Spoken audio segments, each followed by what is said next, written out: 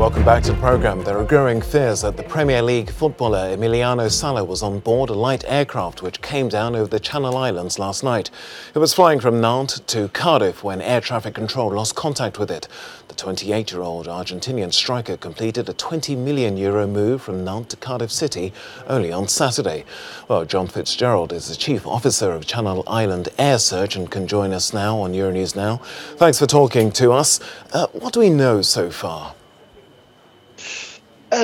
We got called out last night at about 8:30 by the Jersey Air Traffic Control to say this aircraft had gone down, and we were airborne in the Alderney area at around about 9 o'clock last night. We stayed airborne until around about midnight, came back for a crew change and went back up again. We're there with two helicopters from the UK Coast Guard, and we're back up there again at the moment, having another search.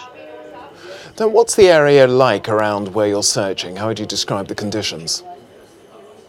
Alderney is there's an area of water called the Race, which is well named because of the way the tide flows through there, and it can flow at 6 or 7 knots, which means if you're in the water, you can be 6 or 7 miles away from where you went in after about an hour. The sea conditions are sort of fairly rough. Well, they were rough last night. There were wintry showers, but it's calmed down a bit this morning, making the search area a lot easier to work with. I see. And so what are the particular difficulties in a search like this? So we know it's a small plane, but it must be extremely difficult to pinpoint that.